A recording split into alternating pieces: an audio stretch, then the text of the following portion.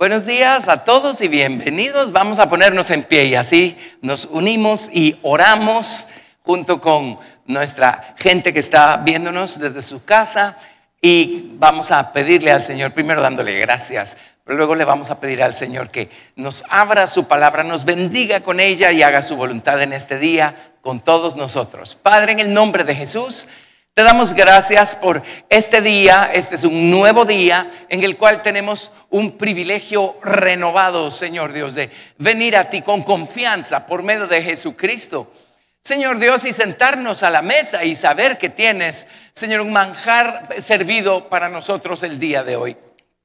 Te damos gracias por el privilegio de conocerte. Te damos gracias por el tiempo que nos regalas, porque mientras haya tiempo, aún hay la oportunidad de seguir creciendo, de seguir madurando, de seguir perfeccionando nuestro conocimiento vivencial de tu nombre, Señor, de tu naturaleza.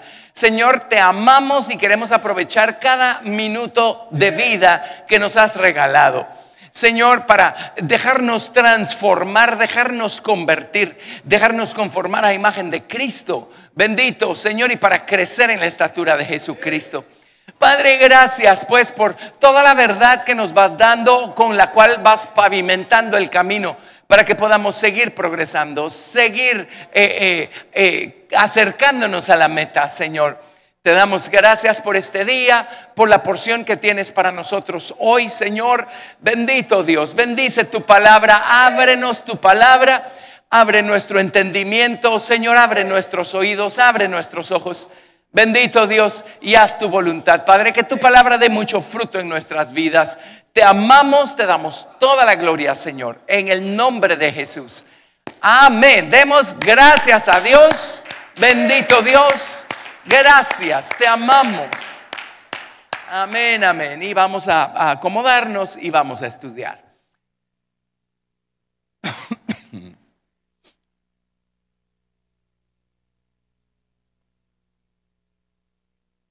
Muy bien. Estamos en los evangelios porque hemos estado estudiando acerca de la persona del Señor Jesucristo. Ya llevamos varias lecciones. Estoy viendo que llevamos más de un año de lecciones. Y eso es bueno. ¿Cuándo vamos a agotar este tema? Se llama Jesucristo. Además empezamos en la eternidad pasada, si se acuerdan, ¿verdad? Y Dios mediante, cuando terminemos pues con... no vamos a terminar con esto nunca. Pero la idea de este estudio es llevarnos a la eternidad futura y seguir trazando allí el ministerio del Señor Jesucristo, ¿verdad? En los días que vienen. Así es que esto está muy emocionante. Pero nos encontramos pues en los días de su humanidad, por eso estamos en los evangelios. Hacer un estudio, sin tópico, pero poniendo en orden cada uno de los acontecimientos, valiéndonos de la información que nos dan los 4 evangelios, es bastante complicado, porque hay detalles que en uno se mencionan antes que otros, en el otro se mencionan después. Lo importante es que pasó. Amén. Así es que no estamos siendo cronológicamente exactos. A lo mejor hasta que lleguemos allá arriba vamos a ser cronológicamente exactos, pero estamos viendo todos estos principios y ahora nos encontramos pues con el hecho que el ministerio de Jesucristo giró alrededor de venir a enseñar, a predicar y a demostrar la veracidad, el poder de lo que se llama el reino de Dios o el reino de los cielos, ¿verdad? Este mundo que compete a Dios, que gobierna sobre este mundo físico natural nuestro, y pues a raíz de todo eso, el Señor Jesucristo nos dejó una serie de parábolas. Ya tuvimos una convención y el material de nuestras convenciones anteriores está en el sitio web donde dice material escrito. Ahí pueden encontrar los manuales de todas las convenciones anteriores. Y hubo una hace como 3-4 años que se llamaba el reino de Dios, creo, o el reino de Dios en nosotros, algo así. Amén. Allí abordamos este tema. Así es que no voy a repetir esas lecciones, pero sí vamos a regresar a discutir esas parábolas desde este punto de vista. El hombre eligió no dejar que Dios estableciera su reino dentro de él, allá en el jardín del Edén. Desde el momento que Dios les dio mandamientos a los hombres, a Adán, al hombre primero y después a la mujer, y el hombre eligió no poner por obra estos mandamientos. La manera más práctica como podemos decir que estamos viviendo bajo la soberanía de Dios es si estamos obedeciendo sus mandamientos. Eso es todo el asunto. Dios les sirvió con bandeja de plata muchas virtudes maravillosas al hombre. Hizo al hombre y le dio dones tremendos. De hecho, le dio por don un grado de sabiduría tal que el hombre pudo llamar por su nombre. Imagínense ustedes, entendiendo la esencia de cada criatura, y dijo: esto es un pingüino, esto es una vaca, este es un gato. Ahora uno piensa, uno le da risa y uno piensa que Adán lo único que hizo fue ponerle un, ¿cómo la palabra? Creo que espérenme, se me va, epítote, no suena bien. Hay un término. Pero uno piensa, pues así como le ponen Carlitos a alguien, así le puso gato a eso y le pudo haber puesto otra cosa. No es eso.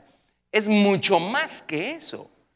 Él entendió la esencia de cada ser que Dios estaba poniendo delante y los llamó conforme a su naturaleza. Y déjenme decirles algo. Una vez escuché a alguien y dije: no me extraña que así haya sido. Y esta persona dijo: realmente lo que hizo Adán fue darle él la naturaleza a cada cosa que Dios estaba poniéndole enfrente. Y no me extraña. Lo que pasa es que no entendemos al hombre antes de la caída. Pero ¿saben qué? Lo vamos a entender cuando el Señor complete su obra, porque es a ese punto al que Dios está buscando llevar a los seres humanos salvos por la sangre y regenerados y transformados y convertidos y perfeccionados por medio del Señor Jesucristo. ¿Ven? O sea, esto es gigante, pues, ¿verdad? Uno solo entiende lo que vemos hoy, ¿verdad? Que es después de la caída. Pero ¿cómo fue el hombre antes de la caída? En él no había mortalidad, no había nada de eso. Así es que qué emocionante. Pero el hecho es que Dios le dio muchas cosas por don al hombre, pero Dios le dijo al hombre: hasta aquí llego contigo, ahora el resto depende de tus elecciones. Y le dijo: para el resto del camino, aquí van las instrucciones y aquí van los mandamientos.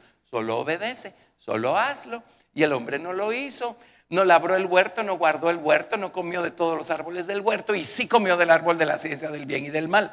Así es que el hombre pudo haber completado su experiencia y pudo haber sentado a Dios en el trono de su corazón con tan solo obedecer. No fue así. Entonces ya saben, pues, lo que se sentó en el trono del corazón con la ayuda de la serpiente fue yo mando, yo merezco más, yo merezco mejor, yo digo lo que quiero, los demás tienen que hacer lo que yo digo y todo tiene que salir como a mí me gusta, yo voy a prevalecer sobre ti, yo tengo la razón.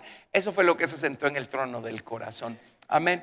Entonces el hombre, la soberanía de Dios se convirtió en algo completamente extraño para el hombre desde que el hombre salió del jardín del Edén. Pero el Señor Jesucristo vino hablando del reino de los cielos. Entonces ya les conté cómo el reino de los cielos realmente se refiere a una cosa tan amplia y tan grande. Pero al final de cuentas, si estamos hablando de un reino, tiene que haber un rey. Y les tengo noticias: ni es usted ni soy yo. Amén. Entonces eso es lo que Jesucristo vino a introducir, ¿verdad? A Dios como el Señor soberano y como el supremo gobernador de todas las cosas. Cuando Jesús murió y resucitó y fue hecho omnipresente, entonces su ministerio a partir de allí es buscar establecer su reino en nosotros. En otras palabras, convertirse Él en el Señor, en el que gobierna, en el que manda, ¿verdad? Y para eso, pues, a medida que Cristo va creciendo en nosotros, Él va tomando más y más y más posesión de nosotros y va reinando sobre más y más cosas sobre las que nosotros solíamos reinar antes que Jesús llegara. Entonces, las parábolas podemos verlas desde diferentes ángulos, por supuesto, pero podemos verlas desde un ángulo. sobre qué cosa viene Jesucristo a reinar. Cada una de esas parábolas nos enseña sobre qué viene Jesucristo a establecer su reino, o sobre qué viene Jesucristo a reinar en nosotros para irse convirtiendo en el rey de todo. Ahora, pues eso es poco a poco a medida que vamos dejándolo, ¿verdad? Las parábolas, y esto lo vimos cuando hicimos ese estudio del reino de Dios en esa convención de entrenamiento.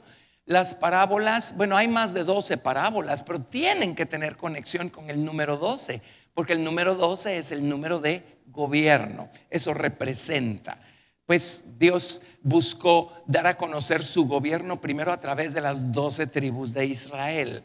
Dios buscó que fuera predicado su gobierno a través de 12 apóstoles.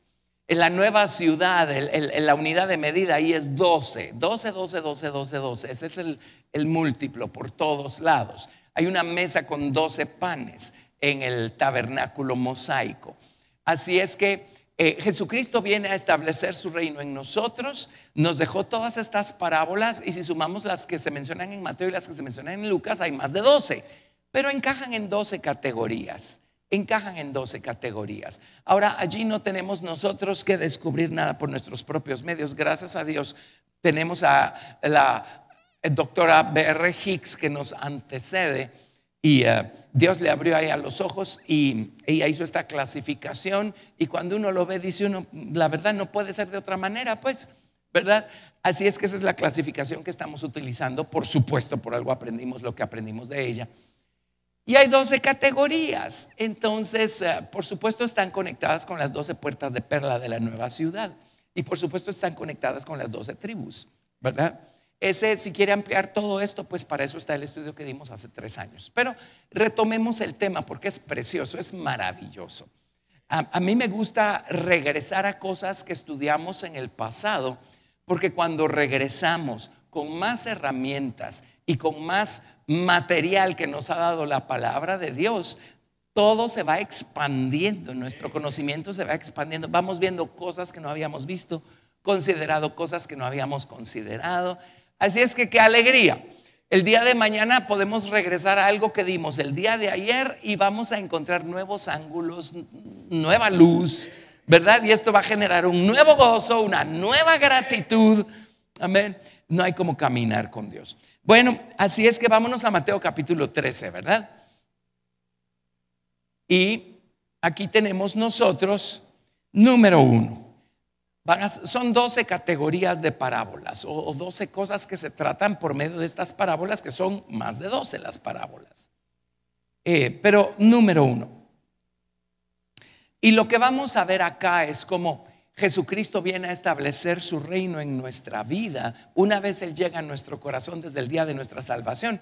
Y una de las primeras, o la primera cosa sobre la cual Jesucristo establece su reino, o sobre la cual Jesucristo empieza a reinar en nosotros, es sobre esa enemistad que hay en nuestro viejo corazón y en nuestra mente carnal en contra de su palabra.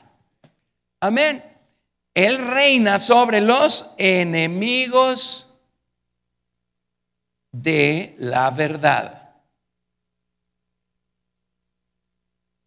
Ahora no estamos hablando los enemigos de la verdad, que son aquellos que profesan otras creencias. No, Señor, estamos hablando de los que hay aquí adentro. De los otros, pues ese es asunto de Dios, que va a hacer con ellos, pero eso no nos compete. Estamos hablando de estos de aquí adentro. Y todos somos testigos que en algún momento la palabra de Dios encuentra un nivel de resistencia, ¿verdad? A veces todo va muy lindo y muy precioso y nos abrimos a la verdad que estamos oyendo, y de repente un día la verdad viene a tocar cierto ángulo de nuestra voluntad, de nuestro corazón, y ¡vrum! Ahí está la resistencia, ¿verdad?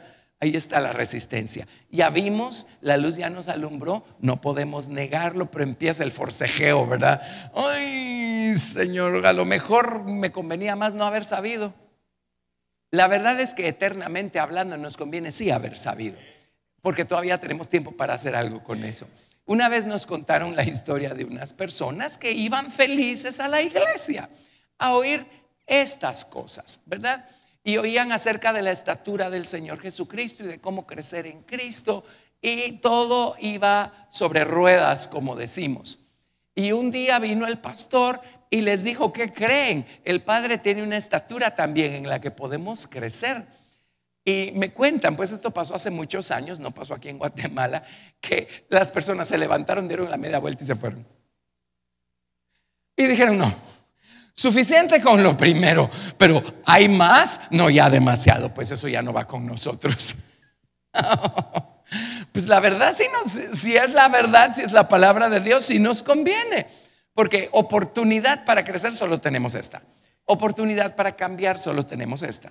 Oportunidad para que la palabra de Dios derribe y construya solo tenemos esta. Arranque y plante solo tenemos esta. Amén. Así es que ahí tienen.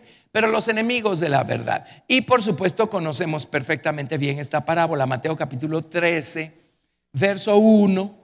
Aquel día salió Jesús de la casa y se sentó junto al mar, y se le juntó mucha gente.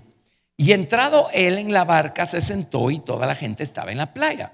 Y les habló muchas cosas por parábolas, diciendo: he aquí el sembrador salió a sembrar, y mientras sembraba, parte de la semilla cayó junto al camino, y vinieron las aves y la comieron. Parte cayó en pedregales, donde no había mucha tierra, y brotó pronto porque no tenía profundidad de tierra. Pero salido el sol se quemó, y porque no tenía raíz se secó.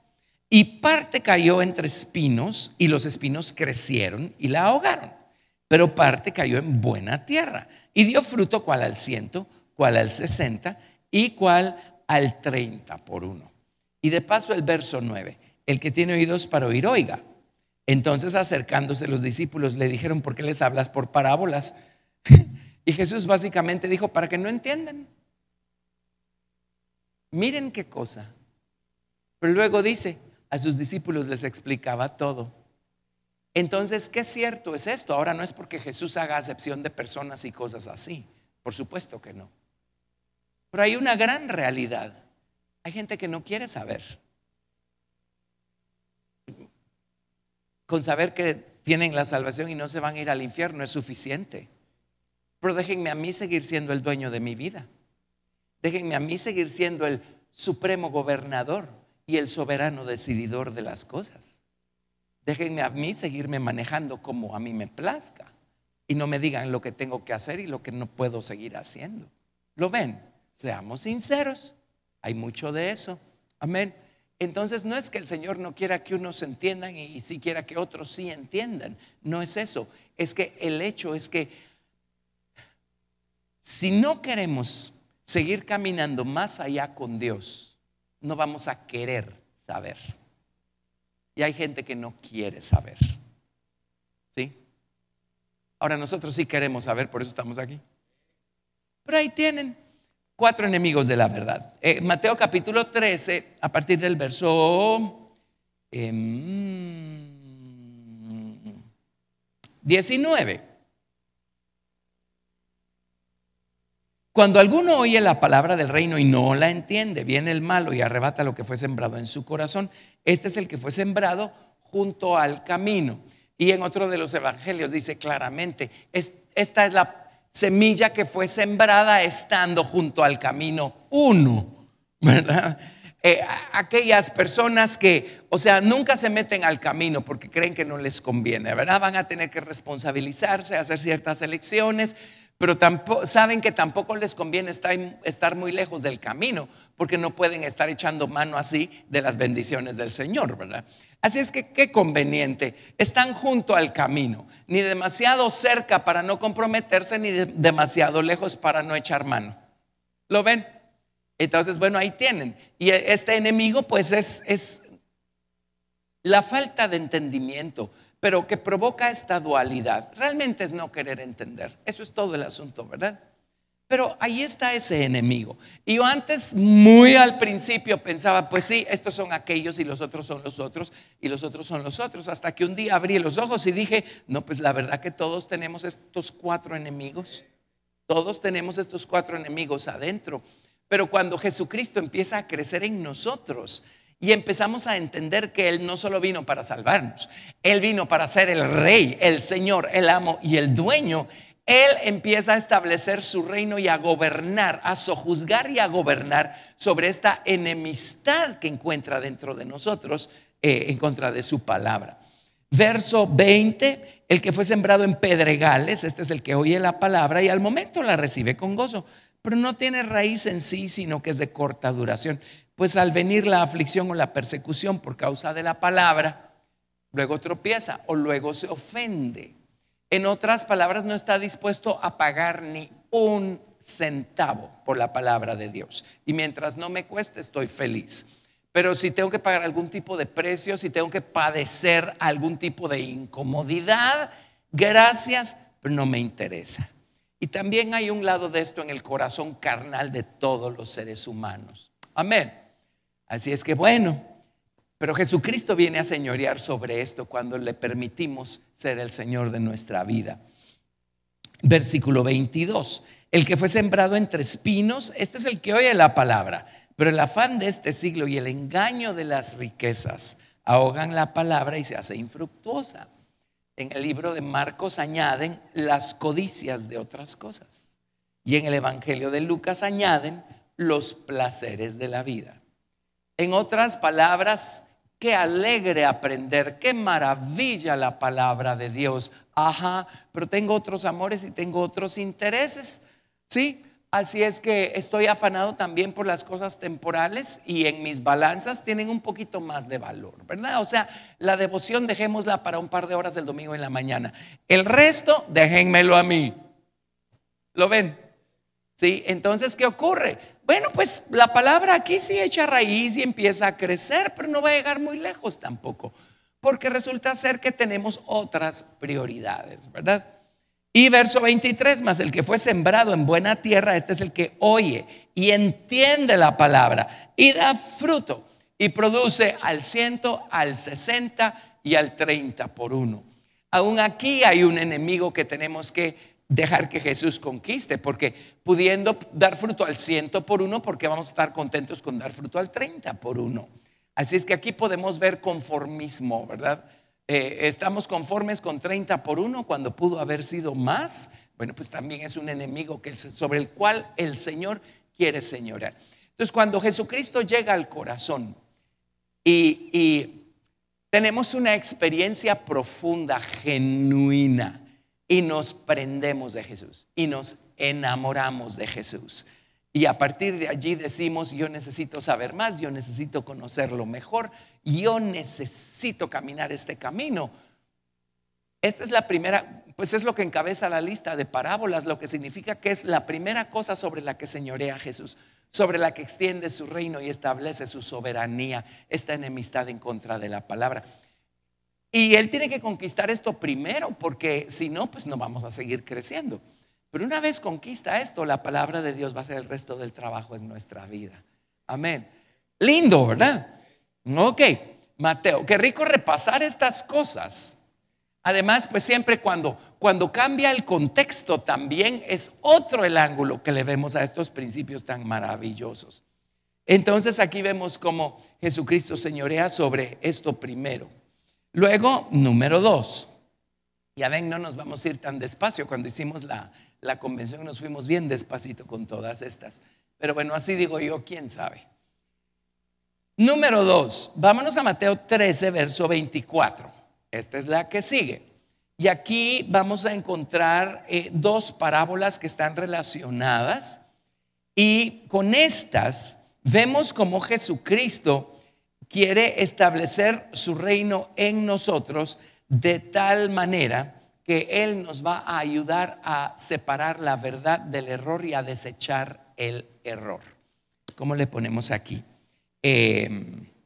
Bueno, Él gobierna y reina sobre el error y no es error, pongamos aquí. Y esa aceptación que hay en nosotros hacia las cosas que son error.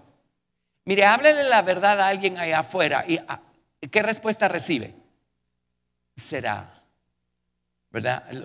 El resto de nuestros hermanos latinoamericanos creo que ya descubrieron algunos de nuestros dichos guatemaltecos, ¿verdad? Pero ese es un clásico. Le cuentan a uno algo que uno no muy está aceptando y uno que dice, será. Pues eso va a haber que examinarlo. ¿Quién sabe? Yo no sé. Será. Y estamos dándoles verdad, pues estamos citando escrituras. No digamos con gente que no conoce al Señor. Hábleles la verdad de un asunto y a ver si se la aceptan. Pero cuénteles cualquier teoría y adórnela y hágala lo más exótico posible. Y se la tragan. De un solo. Ajá, ¿o no? O sea, ya es natural en los seres humanos el comerse algo que es equivocado, algo que es erróneo. Miren el mundo, cómo se traga las cosas que se están tragando. Miren la teoría de la evolución. Solo lean un poquito de historia. Creo que lo mencioné hace poco acá. Pero antes de Darwin, la teoría usualmente y comúnmente aceptada por el planeta Tierra, por lo menos el mundo occidental, era la del catastrofismo, que es lo que coincide con lo que enseña la palabra de Dios. El catastrofismo lo que dice es: esta tierra ha sido poblada en varias ocasiones por un mundo de habitantes que fue destruido de manera catastrófica, y la evidencia fósil, que esa es la paleontología, y la evidencia geológica prueba dos cosas: uno, que este mundo fue sumido en agua, y dos, que el nuevo mundo de habitantes que aparece después es completamente diferente al mundo anterior de habitantes. Ahí está, pues, ahí está la evidencia. Amén. Eso es lo que todo el mundo creía. Eso es lo que podemos probar con la palabra de Dios, porque sí se puede. Sí se puede. Pero entonces vino la teoría de la evolución. Para hacer un estudio científico uno necesita, ¿cómo se llama? Un muestreo le llaman, ¿verdad? O sea, un cierto número de cosas que uno observó, situaciones. En el caso de Darwin, animales, especies. Uno necesita una muestra que va a ser representativa del universo o del todo. Y es con el análisis de esa muestra que van a sacar conclusiones. Bueno, no recuerdo los números. Leí un libro científico en donde ahí mencionan que la muestra o el muestreo que usó Darwin, voy a decir números locos, pero solo para que tengamos una comparación. Digamos que hay 50,000 especies diferentes de animales en el mundo. Darwin estudió 1,500, por decirles algo. O sea, el muestreo fue tan pequeño. ¿Y cómo pudo llegar a semejantes conclusiones con un muestreo tan pequeño? Y luego, por supuesto, en este libro también decían: si Darwin hubiera nacido en nuestra época, en donde ya se conoce todo lo que tiene que ver con la genética y los cromosomas y el ADN y todas esas cosas, jamás hubiera creído, él mismo no hubiera creído en las teorías que él mismo estableció, porque la genética prueba completamente lo contrario. La evolución es una farsa, es una mentira, es un error. Pero luego vinieron los comunistas. Adivinen a quién se le atribuye el haber hecho tan popular la teoría de la evolución. Pues tiene que haber sido a gente que estaba buscando excusas para pretender que Dios no existe y que no necesitamos meter a Dios en el cuadro para explicar la existencia del hombre y la existencia del universo. Amén. Bueno, háblele de esas cosas a los hombres allá afuera y están encantados. Hábleles de Dios el creador y de la manera como Dios opera y a ver cómo le va. Así es que Jesucristo, cuando viene al corazón, tiene que reinar sobre este rechazo a la verdad y aceptación al error que encuentra en el viejo corazón de los hombres o en la mente carnal. Tiene que ser, Él tiene que darnos la victoria sobre eso. Ya con algunos les cuesta un poquito más de trabajo que con otros, porque así como aceptamos la verdad, aceptamos el error, y a veces manejamos los dos al mismo tiempo. Por supuesto, no hay ninguna armonía entre uno y el otro, pero así nos vamos. Y hay doctrinas que son muy, muy peligrosas. Hay muchas cosas que tienen que ver con la nueva era, que son una mezcla entre verdad y error. Y eso es lo más peligroso, porque tienen un poco de verdad. La gente dice, no suena mal, pero no tienen suficiente discernimiento para decir, pero esto sí de plano está mal, esto sí de plano necesitamos desecharlo.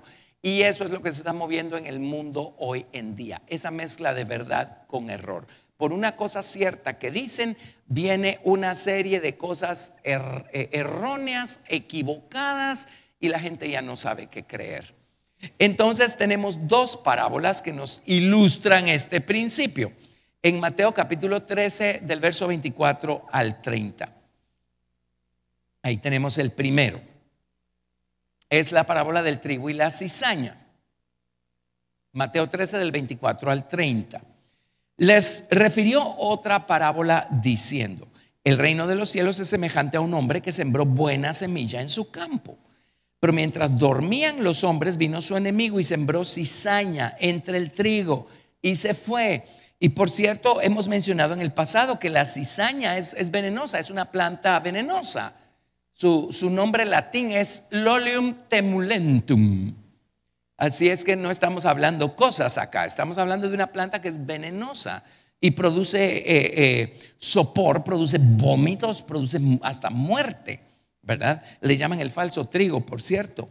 En otras palabras, parece verdadero, pero algo huele mal, pero no tengo suficiente discernimiento para ver la diferencia, ¿verdad? Y eso lo hace el enemigo, nos mete ideas que son falsas, ¿sí? Muy bien. Entonces, verso 26. Cuando salió la hierba y dio fruto, entonces apareció también la cizaña. Vinieron entonces los siervos del padre de familia y le dijeron: Señor, ¿no sembraste buena semilla en tu campo? ¿De dónde pues tienes cizaña? Él les dijo: un enemigo ha hecho esto. Y los siervos le dijeron: ¿quieres pues que vayamos y la arranquemos? Él les dijo: no sea que al arrancar la cizaña arranquéis también con ella el trigo. Y entre paréntesis, ahora por supuesto que hay otros ángulos a estas parábolas, ¿verdad? Pero yo me estoy enfocando en este ángulo. Pero hay personas que por rechazar lo falso, porque descubrieron que algo de todo aquello era falso, vienen y agarran la verdad y la rechazan también. Y de una vez lo rechazan todo y lo sacan todo de su vida. Miren qué cosa. Por eso necesitamos que Jesucristo establezca su reino, que Él reine y gobierne sobre este otro enemigo, que es esa aceptación tan natural que hay en la mente carnal de aceptar el error, ¿verdad? Y la falta de discernimiento para saber qué es error y qué es verdad. Amén. Pues les dijo: no sea que al arrancar la cizaña arranquéis también con ella el trigo. Dejad crecer juntamente lo uno y lo otro hasta la siega. Y al tiempo de la siega yo diré a los secadores: recoged primero la cizaña y atadla en manojos para quemarla, pero recoged el trigo en mi granero. Y hay casos, hay personas a las que no les va a quedar mucho después de que sean expuestos al fuego de Dios, ¿verdad? Amén. Miren, ¿por qué se habla de tantas doctrinas dentro del cristianismo? Es por esto mismo. Analicémoslo. Doctrina solo hay una. La palabra doctrina significa enseñanza. O sea, ¿cuántas enseñanzas bíblicas hay? Una. Todo lo demás, y a lo que nos referimos por doctrina, son ideas personales, especulaciones personales, y en muchos casos es esta mezcla extraña de verdad y error. En muchos casos es esta mezcla extraña. Amén. ¿Por qué? Porque no dejamos que Jesucristo sea el Señor de esto en nosotros y lo sojuzgue, sino que nosotros seguimos pretendiendo ser los señores de qué aceptamos y qué no aceptamos y de cómo lo manejamos. ¿Ven? Bueno, vámonos al verso 36. Y aquí tenemos un lado, ¿verdad? Hay varios lados. Mateo 13:36. Entonces, despedida la gente, entró Jesús en la casa y acercándose a él sus discípulos le dijeron: explícanos la parábola de la cizaña del campo. Respondiendo él les dijo: el que siembra la buena semilla es el Hijo del Hombre. El campo es el mundo. La buena semilla son los hijos del reino y la cizaña son los hijos del malo. Lo que significa que esto no solo ocurre dentro de nosotros, esto ocurre también alrededor de nosotros. El enemigo que la sembró es el diablo, y la siega es el fin del siglo, y los segadores son los ángeles. De manera que como se arranca la cizaña y se quema en el fuego, así será en el fin de este siglo. Enviará el Hijo del Hombre a sus ángeles, y recogerán de su reino a todos los que sirven de tropiezo y a todos los que hacen iniquidad, y los echarán en el horno de fuego. Allí será el lloro y el crujir de dientes. Entonces los justos resplandecerán como el sol en el reino de su Padre. El que tiene oídos para oír, oiga. Así es que, por supuesto, es un principio muy grande. No solo es algo que acontece aquí adentro con la verdad y el error, es algo con lo que se lidia todo el tiempo, ¿verdad? Personas, digamos, verdaderas, sinceras, y personas que aparentan serlo. Y las personas que aparentan serlo son las que por regla general siembran este error, ¿verdad? Porque su mente carnal no dejan que el Señor se las regenere, no dejan que el Señor sea Señor. Y entonces pues esta es la gente que viene y siembra este error, ¿verdad? Y empiezan con unas teorías exóticas y con cosas así. Pero pues Dios se encargará de eso y de ellos, ¿verdad? Amén, ¿está claro esto? Bueno, tenemos otra en Mateo 13, verso 47. ¿Qué tiene que ver con esto también? No los estoy ayudando con el rotulito que puse aquí, error, pero ustedes saben lo que estamos diciendo. Saber diferenciar el error versus verdad. O lo bueno, a ver, bueno sería aquí, versus lo malo. Mateo 13, 47. Asimismo, el reino de los cielos es semejante a una red que, echada en el mar, recoge de toda clase de peces. Y una vez llena la sacan a la orilla, y sentados recogen lo bueno en cestas y lo malo echan fuera. Así será el fin del siglo. Saldrán los ángeles, apartarán a los malos de entre los justos y los echarán en el horno de fuego. Allí será el lloro y el crujir de dientes. Jesús les dijo: ¿habéis entendido todas estas cosas? Ellos respondieron, a lo mejor por pena le respondieron: sí, Señor. Él les dijo: porque todo escriba docto en el reino de los cielos es semejante a un padre de familia que saca de su tesoro cosas nuevas y cosas viejas. Hay cosas que aprendieron ayer, cosas que están aprendiendo hoy. Pero aquí tenemos esta otra, peces. Dice: y echamos la red, y en la red caen toda clase de peces, buenos y malos. También se está refiriendo a la naturaleza humana y a la realidad de que dentro de un conjunto de personas hay personas sinceras y verdaderas que han tenido una experiencia transformadora y esta sigue perfeccionándose en sus vidas, y hay otros que tienen una apariencia. Dios sabe quiénes son, no nos toca a nosotros hacer la diferencia, porque ¿qué sabemos? Eso es asunto de Dios. Amén. Pero puesto que toda la escritura sigue siendo inspirada por Dios y útil para enseñar, para redarguir, para instruir en justicia, enseñar, redarguir, corregir e instruir en justicia, no solo nos interesa saber que pues ojalá no seamos de los malos peces. Pues eso la verdad se sabe con facilidad, ¿verdad? Pero también hay otro lado acá. Y ¿se acuerdan que nuestra memoria es comparada con un mar?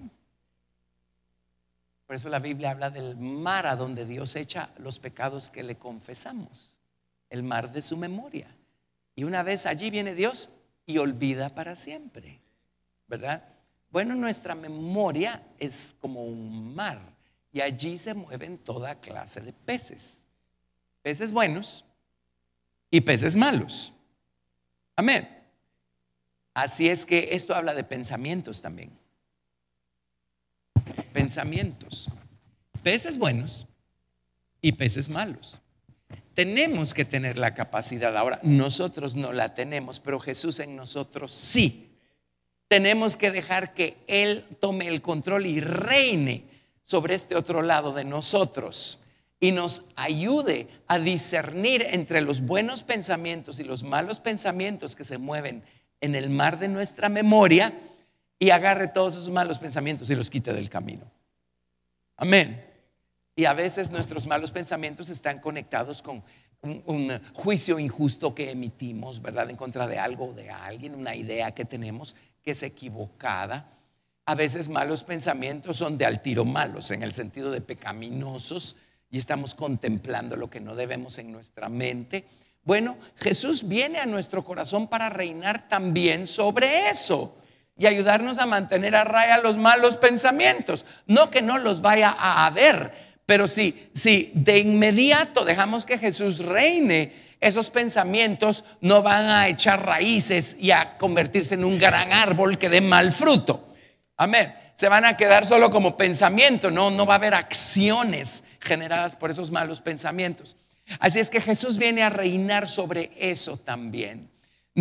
Así es que el número 2 es: Jesús quiere reinar, quiere establecer su reino sobre nosotros de tal manera que Él se enseñoree sobre, pues, los malos pensamientos y todo el error que aceptamos con tanta facilidad, y nos dé la capacidad para discernir la diferencia entre una cosa y la otra y desechar lo malo y quedarnos con lo bueno. ¿Está claro eso?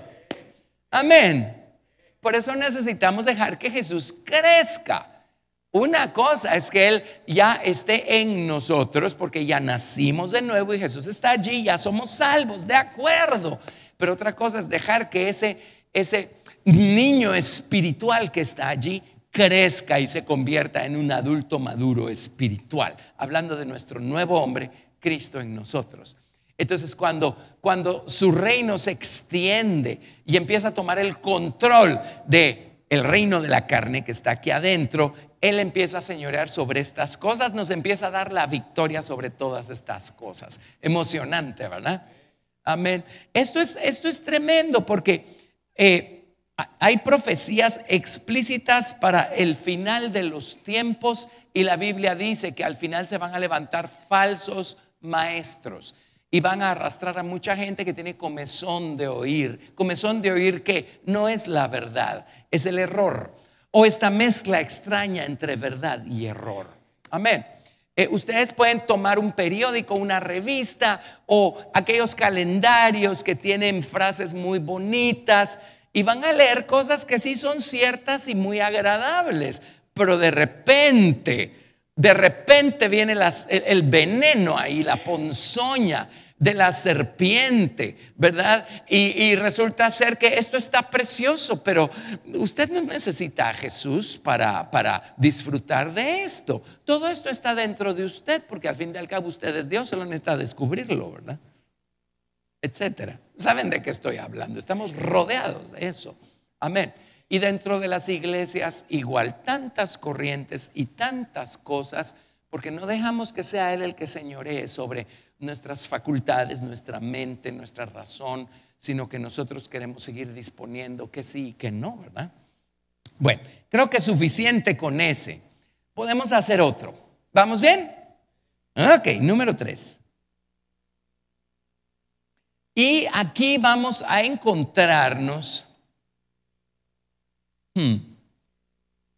A ver, pongámoslo de esta manera. Jesús quiere reinar sobre nuestra arrogancia.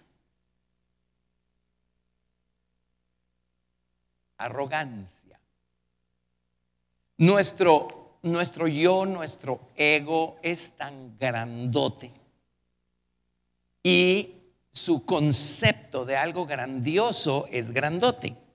O sea, todo tiene que ser grandote, enorme, ruidoso, lleno de bulla, lleno de publicidad. Así es como funciona el ego, o el yo de los hombres, o el viejo corazón, o la mente carnal. Pero miren, Dios funciona diferente. Y hay una cita, creo que está en Zacarías, que nos dice que no menospreciemos el día de las pequeñeces. No menospreciemos lo pequeño. Y miren Dios cómo hace las cosas. Miren cuánta historia tenemos nosotros. Un rey que empezó pequeño, Saúl, y de repente él tomó el control, ¿verdad? Y él sabía mejor y ahora él le va a decir a Dios cómo hay que hacer las cosas, porque Dios se tarda mucho en responder, entonces mejor hagámoslo nosotros, ¿verdad? Y cuando Dios lo desechó, Dios le dijo a Saúl: oye, Saúl, cuando eras pequeño, a tus propios ojos, o sea, empezaste bien, empezaste pequeño, pero te volviste tan grande que Dios tuvo que desecharte. Así no funciona, Saúl. Y Dios lo desechó y vino y se escogió a un niño pequeño que se llamaba David y pudo operar a través de un David. Pablo, Saulo de Tarso, él empezó siendo una eminencia, pero viene el Señor y le cambia el nombre, ¿verdad? Porque pues ¿quién más tiene que haber sido el Señor? Y de Saulo lo convirtió en Pablo. ¿Saben en idioma griego qué significa su nombre? Pequeño. Y de ser una persona prominente, se convirtió, palabras de él, en el más pequeño de todos los apóstoles. ¿Sí? Yo como a un abortivo me apareció el Señor al final, ¿verdad? Y yo soy el más pequeño de todos los apóstoles. Por eso fue el más grande de todos, a mi parecer, en cuanto a conocimiento, etcétera, ¿verdad? Amén.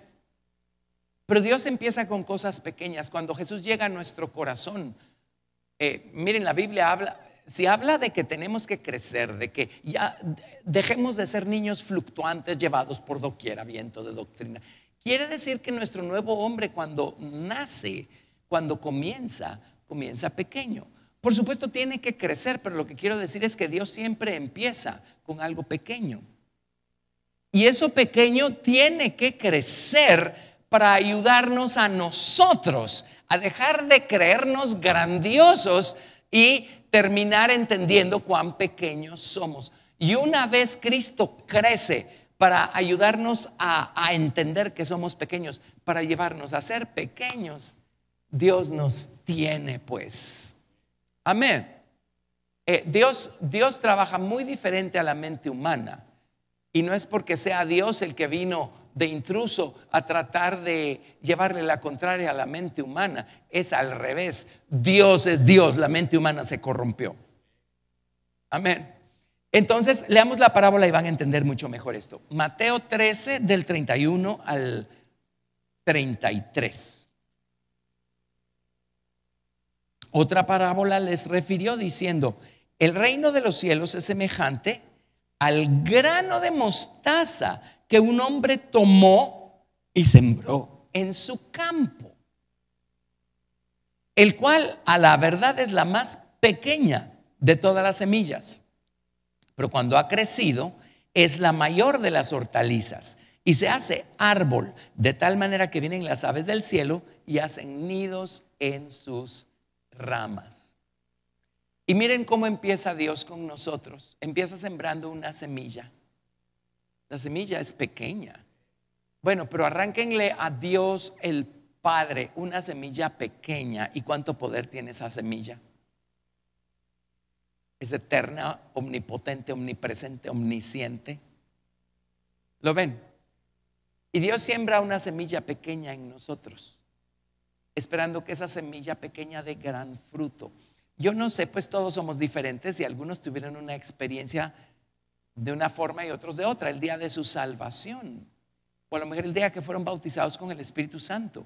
Mis experiencias fueron muy, muy básicas, muy sencillas, o en estos términos, pequeñas. A veces me piden contar mi testimonio, porque ustedes han oído, yo me convertí con el testimonio de una de estas personas que eran pandilleros, y una de esas conversiones dramáticas y todo. No, si me piden a mí mi historia, pues yo no le estaba haciendo daño a nadie. Eso sí era miserable, ¿verdad? Pero un día me invitaron a una reunión cristiana, le entregué mi vida al Señor, fin del asunto. Amén. Pequeño. Bautismo con el Espíritu Santo. Yo he tenido el privilegio de orar por personas que en el momento en el que les imponemos manos es como que algo los empuja, los tumba al suelo y oran en lenguas como que toda su vida han orado en otras lenguas. Mi experiencia, muy diferente. Alguien oró por mí y yo por mucho tiempo solo hablé 2 palabritas. Y yo veía que los demás hablaban chorros y yo a lo mejor no recibí gran cosa. Bueno, esa fue la experiencia que Dios tenía para mí. Y qué bueno que Dios me ayudó a empezar de manera pequeña. Cuando esa semilla pequeña se convierte en un gran árbol, se convierte en un gran árbol pequeño. A ver si me doy a entender. El fruto que va a dar una semilla de mostaza es más semillas de mostaza, o va a estar lleno de más semillas de mostaza. El fruto que va a dar esa semilla pequeña es humildad, mansedumbre. ¿Lo ven? Jesús viene a crecer en nosotros para hacerse Él grande, para hacernos a nosotros pequeños. Y ese es el fruto que la semilla que Él siembra en nosotros tiene que dar. Es el fruto que Dios está esperando que dé esa semilla en nosotros. Y cuando la gente ve la humildad de Cristo en nosotros, ¿qué dice aquí que hacen las aves del cielo? Dice, cuando ha crecido es la mayor de las hortalizas y se hace árbol de tal manera que vienen las aves del cielo y hacen nidos en sus ramas. En otras palabras, hay un poder de atracción en la humildad de Cristo que se forma en nosotros. Al principio la gente no muy madura se ve atraída a las luces y a la bulla y al espectáculo, pero tarde o temprano descubren que su alma no está siendo saciada con esas cosas. Y un día descubren la humildad de Jesucristo formada en algo, en alguien, o dando fruto en alguien, y empiezan a buscar a una persona así. Eso fue lo que a mí me atrajo a este mensaje, por ejemplo. ¿Sí? Yo no vi luces y cámaras y acción. Yo vi la mansedumbre del Señor Jesucristo en una persona y dije, esa persona conoce el camino, esa persona me va a poder saber orientar, a mí me va a saber decir en qué dirección moverme. Amén. Ven el principio. Entonces, ¿sobre qué viene Jesús a reinar trabajando como trabaja con nosotros? Sobre nuestra arrogancia, sobre esa aversión que le tenemos a las cosas pequeñas, sobre esa vergüenza que le tenemos a las cosas pequeñitas, humildes, que no hacen mucha bulla. Amén. Sí. Las personas que están llamadas a llegar hasta arriba, a la nueva ciudad, son personas que funcionan de esta forma, porque lo único que les interesa es a Cristo. Pero hay personas pues que no están tan interesadas, sino que al contrario, lo único que quieren es hacer bulla. Bueno, pues la hacen, pero eso no los va a llevar muy lejos, y no va a llevar muy lejos a la gente que está cerca. Amén. Es una realidad, es una realidad. Estas son las parábolas del reino de los cielos. Y entre otras cosas, ya les dije, el reino de los cielos es la nueva ciudad, no los nuevos cielos. Amén, amén. Entonces ven la virtud que hay en lo pequeño, en lo pequeño. Dios empieza sembrando una semilla pequeña en nosotros. O sea, a Él no le costaba ningún trabajo el día de nuestra salvación enviar una estatura completa de gloria a nuestra vida. Y ¡wow! Desde el día 1, ¿verdad? Pero resulta que no fue así. Tenemos que aprender a atesorar, a agradecer, a valorar eso que el Señor comienza a hacer en nosotros. Tenemos que desearlo, desear más aún, y poco a poco ese comienzo pequeño empieza a dar mucho fruto. Pero igualmente el fruto va a estar cargado de semilla pequeña. O sea, cargado con la humildad y con la mansedumbre del Señor Jesucristo. Y eso es lo que atrae. Uno al principio pues todos empezamos igual, ¿verdad? Inmaduros y con un ego gigantesco que todavía necesita ser conquistado por el Señor Jesucristo. Pero al principio creemos que mientras más bulla hagamos, más efectivo va a ser nuestro trabajo para el Señor y más gente vamos a atraer. Y resulta ser que no es así. Es mientras más se forma la mansedumbre y la humildad de Cristo, que más poder de atracción tiene Cristo que está en nosotros para con las otras personas. Amén. Así es que eso es lo que tenemos que buscar. Bueno, todo lo que tenemos que hacer es mantener viva nuestra relación con Dios. Jesús es el que hace estas cosas. Él va extendiendo su reino. Él va tomando terreno, Él va enseñoreándose más y más de estas cosas que encuentra dentro de nosotros y va estableciendo su reino sobre nuestra arrogancia y sobre el error, ¿verdad? De nuestra manera de razonar y sobre toda esa resistencia rebelde a la verdad que hay en nuestro viejo corazón, en nuestra mente carnal. Y es así como Él va señoreando y es así como Él va conquistando todo lo que encuentra aquí adentro de nosotros. Amén. Bueno, emocionante, ¿verdad? El siguiente, esas son 3 parábolas. Entonces, si empiezo, no termino y vamos a usar más tiempo del necesario.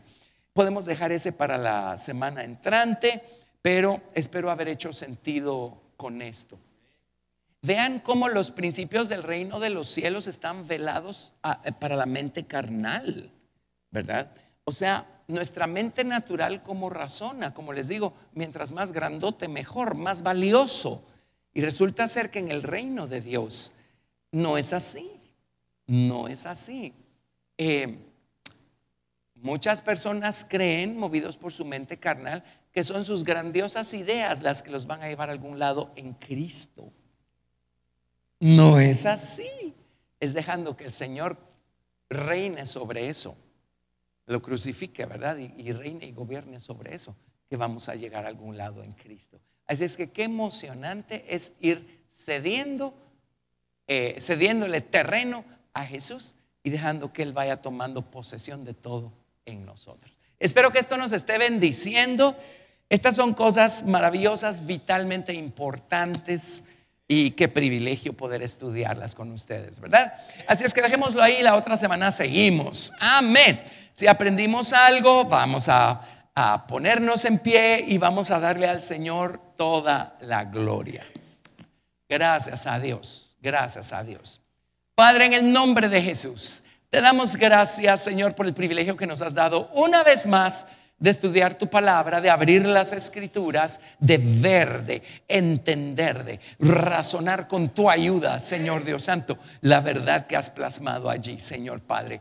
Gracias por la experiencia viva, personal que tenemos contigo por medio de Jesucristo. Ahora, Señor, sigue dándonos una experiencia con todo esto que estamos aprendiendo. Jesús, tú ya llegaste a nuestro corazón desde el día de nuestra salvación. Ahora sé Señor de todo. Señor, sojuzga, Señor, todas estas cosas. Enseñoréate sobre estas cosas que están presentes en nuestro corazón carnal, en nuestra mente carnal, y establece tú tu reino de paz, Señor, en cada fibra de nuestro ser. Gracias, Jesús, por ti en nosotros. Te amamos y gracias por tu promesa de perfeccionar la buena obra que empezaste en nuestra vida. Te adoramos. Gracias por este día. Oro que esta palabra dé mucho fruto en nuestros corazones y te damos toda la gloria en el nombre de Jesús. Amén. Démosle gracias.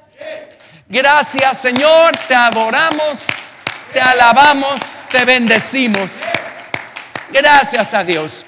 Dios los bendiga, los amamos y nos vemos en una próxima ocasión.